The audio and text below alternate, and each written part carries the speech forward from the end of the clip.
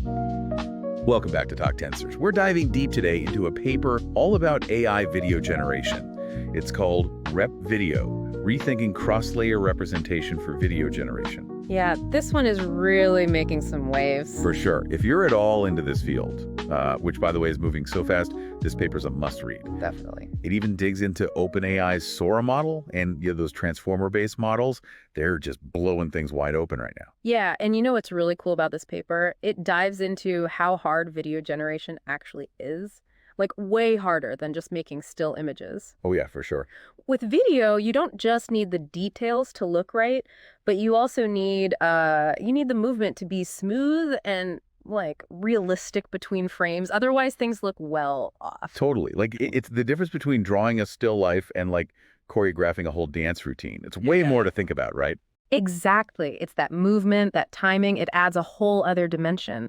And that's where this idea of representation gets so important. But before we get too deep into RepVideo's innovations, maybe we should back up a bit. Like, look at the big picture of video generation in general. What do you think? Yeah, sounds good. Okay, cool. So we've got to talk about diffusion models. They've just taken over this whole field. Yeah, diffusion models, I hear that term all the time now.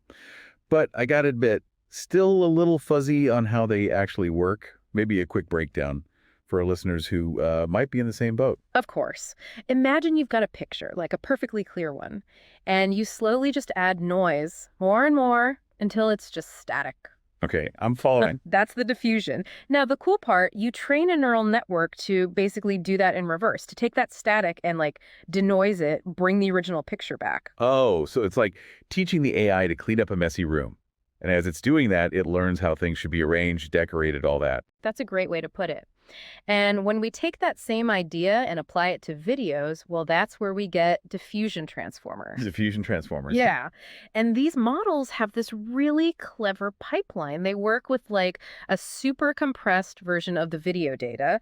They look at the text prompts, the ones saying what the video should be about. And then this is where it gets really interesting. They use this transformer network. This thing is like the maestro, bringing it all together. The details, the movement between frames, that temporal stuff we talked about, it all gets woven in. Okay, so you've got all these pieces working together, like, I don't know, like sections of an orchestra to create the final video. Exactly. But here's the thing. As this paper points out, you can't just keep throwing more computing power at the problem and expect amazing results. Right. You can't just keep adding more musicians and think the music is automatically going to get better. You need like a really good conductor to make sense of it all. Exactly. There's a point where just making things bigger doesn't make the videos better. Makes sense. So is that where RepVideo comes in? Like the conductor making things actually work well together? You got it. RepVideo does something totally new. It focuses on making the video representations themselves better. Okay, I'm definitely intrigued now. But how do they actually do that? What's like the secret ingredient? The big innovation here is what they call the feature cache module. Think of it like, I don't know, a detective gathering clues. They're taking bits and pieces from all these different layers of the transformer network and putting them together. Oh, so it's not just looking at one snapshot. It's getting info from all these different angles to build the more complete picture. But the big question, does it actually work? I mean, does the paper show that this, actually makes the videos better? They absolutely do. The paper is full of visual comparisons. They've got figure 9 where they show RepVideo blowing this baseline model called CogVideo X2B out of the water. All right. I love seeing those side-by-side visuals. What kind of examples are they comparing? Oh, man. There's one with these golden retriever puppies playing in the snow. With RepVideo, they look amazing. You can see them move so clearly and consistently. But the baseline model, oh, man, it was just all over the place. Like, these puppies were appearing and disappearing. It was bad. Yeah, I don't think that's the kind of puppy video anyone wants to see. What else do they show? Another one was this parrot sitting on a metal bar. RepVideo, again, the colors popped, the movements were smooth. It was like watching a real parrot. But the baseline, so choppy. Like someone was just messing with the, fast forward and rewind buttons. So it sounds like RepVideo is really good at keeping things consistent. Whether it's the way things look or the way they move, it's that attention to detail that makes it feel real, right? Exactly. And the paper doesn't just stop at those visuals. They go even deeper, using things like attention maps to show what's happening inside the models. Attention maps, huh? Mm-hmm. What are those all about? It's like a way to see what the model is paying attention to, like which parts of the input are important for making the video. In Figure 11, they show how RepVideo's attention maps are way more focused on the objects in the text prompts compared to the CogVideo X1. So it's like RepVideo is a better reader. It understands what's important in the story, like is getting the relationships between things better. That's it. Like, there was this prompt, it talked about a tree in the middle of a circuit board, RepVideo, it highlighted both perfectly. You could tell it understood how they were positioned. The baseline model, though, not so much. Wow, that's pretty impressive. It's not just about making things look nice, it's about making sure it makes sense too. And then there's that figure 12, I think, that one used cosine similarity. What was that all about? That's a way to measure how similar two things are. And in this case, they're comparing like the features of each frame, one after the other. Right. So higher scores, that means the transitions between frames are smooth. And that's key for a video to feel real. Makes sense. But if those scores drop, it's like the video stumbles. Yeah, it loses that flow. And the paper shows how the CogVideo X model has this problem, big time. Especially as you go deeper into the model, those scores just like plummet. Like imagine listening to a song, but the beat keeps skipping. It's jarring. Whereas RepVideo is keeping that rhythm going strong. Exactly. It keeps those scores high all the way through, smooth transitions, fewer of those jump cuts, a much more coherent experience overall. Okay, RepVideo definitely seems like a big step forward. But like, even with the best innovations, there's always limitations, right? What does the paper say about RepVideo's shortcomings? And like, what are the next steps for research in this area? Oh, you're absolutely right. Always room to grow. The paper points out that RepVideo still relies a lot on these pre-trained models, Okay. which, can be a little limiting. It's like having a box of Legos. You can build some cool stuff, but you're kind of stuck with those pieces. You know what I mean? Yeah, for sure. So it's like you're trying to balance the power of what we already have with pushing the boundaries of what's possible. Exactly. And in terms of future research, the paper highlights a few things, like getting better at generating content with people in it, that human element, and also dealing with more complex spatial relationships. Like imagine a video of a bunch of people in a room, everyone moving and interacting. Getting that right is still super hard. Totally. People are complex. Capturing all that nuance in a video, it's got to be a huge challenge. What other research avenues did they mention? They talked about the computational cost of that feature aggregation, remember? That process of gathering all that info from different layers. Well, that can be a real hog in terms of computing power, which is a problem if you want to do things in real time. Yeah, it's always that balance, right? Pushing for better quality, but also making sure it's actually practical to use. Right. And then they also suggested looking into different ways of aggregating those features, not just averaging everything together, but maybe like being more selective, choosing the best bits from different layers. Interesting. So lots of possibilities for future research. But I think it's time for our favorite part of the show. Oh, yeah. Novel notions. Time to get a little speculative. Maybe think about some wild ideas inspired by RepVideo's approach. What do you say? Always up for that. Hit me. All right, so how about this? What if we take RepVideo's idea, this whole enhancing representations thing, and apply it to something completely different, like robotics training? Robotics training. Interesting. Yeah, think about it. You've got robots learning to, navigate a busy street or perform surgery, all these complex tasks. Right. And to do that well, they need to train in environments that are as realistic as possible. And that's where I think RepVideo could come in. Oh, I see what you're getting at because of that whole temporal consistency thing, right? Exactly. If the simulation is all jumpy and weird, the robot is going to learn all sorts of bad habits. It's like trying to learn to drive in a car that keeps like stalling out or swerving all over the place. Makes sense. You wouldn't get a very good sense of how to handle a real car that way. Exactly. But if we can make those simulations look and feel more real, well, that could really speed up how quickly we can train robots to do all sorts of things safely and effectively. Yeah, I can definitely see the potential there. So robotics, that's one area. What about, something else in computer vision, since that's like RepVideo's home turf? Well, staying with computer vision, how about predicting future frames in a video? That's a pretty tough problem. Yeah, because it's not just about what's happening right now, but what's going to happen next. Exactly. It's like trying to predict, the next move in a chess game. You've got to think about all the pieces, how they could move, the consequences. That's a good analogy. And just like in chess, one wrong move can mess everything up. So if you get even one frame wrong in your prediction, well, the whole future of that video could be way off. Yeah, that makes sense. And that's where, again, I think RepVideo's focus on stable representations could be really powerful. If the model has a better understanding of how things change over time, it could make much better predictions.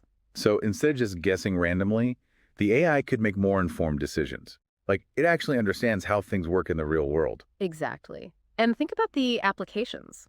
Self-driving cars that can anticipate what pedestrians and other cars are going to do. Security systems that can spot suspicious activity before it even happens. Even something like sports analytics. You could predict the trajectory of a ball or where a player is going to run. Wow, yeah, those are some pretty amazing possibilities. And it's all thanks to a technique that was originally designed for generating videos. It really shows you how connected all these different areas of AI research are. Totally. But of course, we're still in the early days here. We've got a lot more research to do before we see these things in the real world. Oh, for sure. But that's what makes it so exciting. We're constantly pushing the boundaries, and RepVideo is definitely one of the things helping us do that. Okay, so we've talked about robotics, we talked about predicting the future. But I'm going to throw out another novel notion here. What if we take this even further, beyond just computer vision? Okay, I'm intrigued. What are you thinking? What if we use this whole idea of enhancing representations to, like, power personalized interactive narratives? Personalized interactive narratives. Now that sounds interesting. Tell me more. Imagine like a choose-your-own-adventure story, but instead of just reading text and looking at pictures, you're experiencing it through a video. And that video is generated by an AI on the fly based on the choices you make. So it's like those interactive movies that were popular a while back, but with AI doing all the heavy lifting. Exactly. And because it's AI, the possibilities are almost limitless. You wouldn't be stuck with just a few predetermined choices. The story could go in any direction. Every playthrough would be unique. That would be incredible. Like having your own personal storyteller, crafting a tale just for you. I can see so many applications for entertainment, for education, even for therapy. Right. It would be like stepping into your own movie where you're the star and the director. Yeah. Of course, there are some big challenges to overcome, like we need AI that can not only generate amazing video, but also understand how stories work, how characters develop, all that stuff. Yeah, that's not easy. It's like trying to blend the technical world of AI with the creative world of storytelling. But if we can pull it off, the potential is huge. Anyone can tell their story, bring their vision to life without needing a Hollywood budget. It would democratize storytelling in a way we've never seen before. And it's not just about entertainment either. Think about the social impact. We could create simulations that help us understand complex issues like poverty, climate change, all those things that are hard to grasp just from reading about them. You could actually experience those things, step into someone else's shoes. It would be like the ultimate empathy machine. Exactly. But of course, we need to be careful too. We don't want these AI-generated stories to reinforce harmful stereotypes or biases. Oh, absolutely. We need to make sure these tools are used responsibly. But if we can do that, if we can bring together AI researchers, storytellers, ethicists, all those different perspectives, I think we could unlock something really special. I agree. It's a future I'm really excited to see unfold. Me too. It's a future where technology and creativity come together to create truly transformative experiences. And who knows, maybe one of our listeners will be inspired by this conversation and go on to create the next generation of interactive storytelling. That's what I love about exploring these novel notions. We're planting seeds, and it's amazing to see what might grow from them. Thanks for joining us on this deep dive into RepVideo. It's clear that this technology has the potential to revolutionize not just video generation, but storytelling itself. It's been my pleasure. Until next time, keep those imaginations firing and those neurons connecting. And remember, the future of storytelling might be just a novel notion away. Okay, so robotics, natural language processing. We've thrown out some pretty wild ideas. We have. But I've got one more novel notion I want to run by you. Something maybe a little closer to home. What if we used all this to create, like, personalized interactive narratives? Interactive narratives, huh? Okay, I like that. Lay it on me. So imagine like a choose-your-own-adventure story, but not just text and pictures. You're actually watching a video generated by AI right there as you're making choices. Oh, so it's those interactive movies that were kind of popular a while back, but with AI cranked up to 11. Exactly. And because it's AI, you're not limited to just a few options, like a preset path. The story could go anywhere. Every single time you play, it's different. Wow. That's something else. It'd be like having a personal storyteller, spinning a yarn just for you. Right. And think about the possibilities. Entertainment, obviously, but education too. Imagine learning history, but you're actually in the video, making choices that change how things unfold. Oh, yeah. Or like therapy. You could create simulations to help people overcome phobias, anxieties, all sorts of stuff. It'd be incredible, like stepping into your own custom-made movie. But of course, there's a lot of challenges to figure out. Oh, yeah, for sure. We need AI that can not only make amazing video, but that also understands how stories are structured, Yeah. character arcs, all that good stuff. It's like we're trying to build a bridge between this super technical world of AI and a world of creative writing. Exactly. Yeah. But if we can do it, if we can make that connection, think about the impact. Anyone can tell their story, bring their vision to life. No Hollywood studio needed. It'd be, wow, it'd be a whole new level of storytelling. And not just entertainment. We could use this for like serious stuff too. Simulations to help us understand poverty, climate change, all these complex issues. You could literally see things from someone else's perspective. That kind of empathy, it'd be huge. Of course, we got to be careful too. Don't want these AI stories to like reinforce bad stereotypes or anything. Oh, absolutely. Got to be mindful of that. But if we do this right, if we bring everyone to the table, AI folks, writers, ethicists, I think this could be something truly special. I agree. It's a future I'm excited to see. Me too. Technology and creativity coming together like that, it's going to be amazing. And hey, maybe someone listening right now will be inspired, go on to create the next big thing in storytelling. That's the beauty of these novel notions, right? Plant a seed, who knows what'll grow. Thanks for joining us on this deep dive exploring RepVideo and how it might change, well, not just video, but storytelling itself. It's been a pleasure. Until next time, keep those imaginations going, those neurons firing. And remember, the future of storytelling might be just a novel notion away.